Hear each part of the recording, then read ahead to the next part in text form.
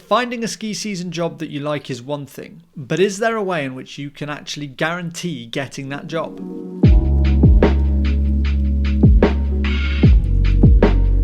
Hi, I'm Matt. Welcome to Bramski Vlogs. Now, a little bit about me. I've worked 3 ski seasons, and in each of those seasons, I've worked for the company that I wanted, the role that I wanted to do, and the resort destination that I wanted to be in.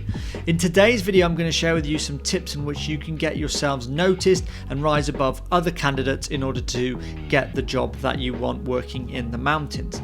Now, before all of this, you do need to be able to find a ski job, and if you want to know how to go about doing it, then I would recommend watching this video up here. It's an old video of mine, but it's quite an important one, and you'll find it useful to give you all the different ways you can go about searching ski jobs online. Now, just before we get into today's topic, please make sure to like this video, subscribe to the channel, and also leave a comment at the end as well. Okay, let's jump right in. So first of all, go direct. There is no better way to get yourself in front of an employer advertising a ski job than by going directly. There are lots now of ski specialist recruitment websites that help with finding jobs. Some do even claim to guarantee you a job offer. The trouble there though is that often means you have to pay them money, and it costs you nothing to pick up the phone or email a company directly inquiring about a job. Now, it can be quite nerve-wracking, especially for today's generation with picking up phones, but it is still one of the best ways to go about getting yourselves a job, and people within companies do appreciate that. A phone call, a typical phone call, might go something a little like this. Hi, is that a HR person? Yes, it is. Hi, this is Matt Bramwell. I wanted to get in touch about the manager role that you've advertised on your website. Oh, sure. What would you like to know? Well, I found the job description really exciting. I'd like to apply for the job. I don't have previous managerial experience, but I have worked 3 winters in client liaison roles across 3 different countries, and recently transitioned to the luxury market. I've got a lot of logistical experience and can speak a second language. I really like the program you guys run, and I think I'd be a great addition to the team. Are you still recruiting? Yes, we stop accepting applications at the end of the week, so it's actually quite a good thing that you called. You sound like a really motivated person. Would you be able to send me over your CV, and I'll take a look at that and get back to you? I'll do that right now. Thanks, Matt. See you soon. Huh, nice guy. Number 2 is selling yourself. Now, whether it's a phone call or an email with HR person, making contact with HR person is about introducing yourselves and giving a brief overview of your strengths and your skills and your personality. Now, let's take a cover letter as an example, because that's one of the most common ways that you would sort of start your contact with an employer. And I'm going to show you guys here the cover letter that I sent to get my job in Canada. I'll read it out for you now. FYI, there was no job advertised on their website, so this was a prospective letter that I sent to this company. Dear Sir or Madam, I'm writing to apply for a role working at blank.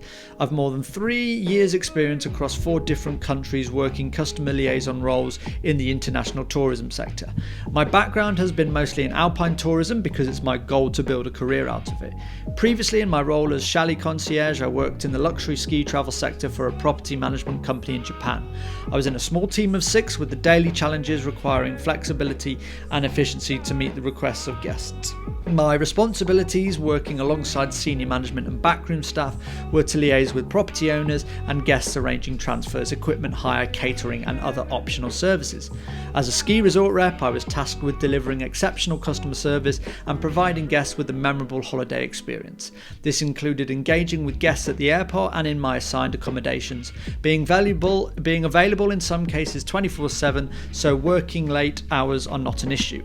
At times there were issues, medical incidents and complaints, in which case my intuition and problem skills were often required, and I'm happy to give examples.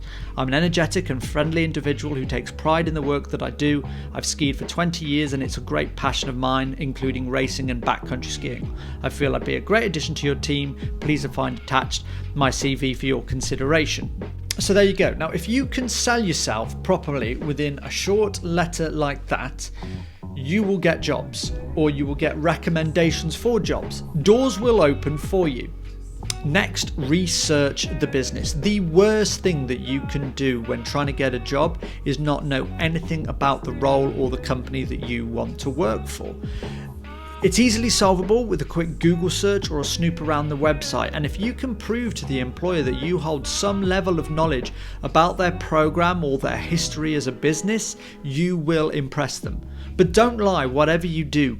There have been times where I have struggled to find anything on a certain company on the internet, and it's absolutely fine to tell the employer, as an example, look, I did try and look online, but I couldn't find much on you. I read in an article from the Ski Telegraph magazine that you guys are the top trade, and you've been quoted quite highly in Forbes. Things like that, if you just be honest with them, they will appreciate that just as much. But like I said, do some digging. Fourth on the list, research the visa and immigration requirements. Again, do your research. Don't leave it up to the company to tell you about what's required with the work permits and residency, especially now after Brexit and with a lot of countries having working holiday visas. It's important that you know about these things, because these could determine whether or not you might get the job, especially with COVID travel restrictions. Be proactive. Show the company that you already know what is needed on the visa side of things, or even better, start putting it in motion prior to the interview, and the employer will be impressed, guaranteed. And finally, the call of duty. So you've made it to the interview, and anyone who's done a ski season will tell you that one of the most common questions you will get asked is, name me a time when you went above and beyond the call of duty. Now, I'm not talking about the game here. Companies want to see examples of when you've delivered high quality customer service. This is so important in the tourism sector, especially in the luxury high end as well. I'm going to give you an example with a little help from HR person. So Matt, talk to me a bit about your previous customer service experience. Can you give me any examples? Sure. Well, as a holiday rep, I was on call 24/7. Guests could contact me via phone or at the accommodations pretty much any time they wanted to, whether they wanted information, to book an item, or if they had a complaint. The approach we had to have was proactive, very much like a can-do attitude. Any issue that arose, we aimed to solve within 24 hours so as not to ruin the guest's holiday. Now, one such example I can think of was on a Friday afternoon. It's come to the end of the week. The guest had an accident in a nearby resort. They'd gone to the local A&E before being taken down to the regional hospital. Now, they couldn't come back the next day to get all of their luggage before catching their flight home. So we first of all arranged so that the luggage would go with the rest of his party down to him to the airport. But then the other issue was that his skis were left at the other resort. So I skied over to that resort, picked them up, carried them back on my shoulders, skied them back into the town and gave them to the rental shop. That way, meaning that the customer could get his deposit back and he wouldn't lose any money in the meantime. So there you go, guys. Those are my tips for how to get a ski job. Now, there are countless more, I'm sure, but these are just the ones that I've used, I've picked up on, that have helped me get my jobs in my previous ski seasons. They showcase my personality, my passion for the mountains, my hard working ethic, and also my experience in guest service roles. My question to you is, what is your tip for getting a ski job? Let me know in the comment section below. If you have enjoyed today's video, guys, please do like the video for me, and also subscribe to the channel. Just keeps things growing.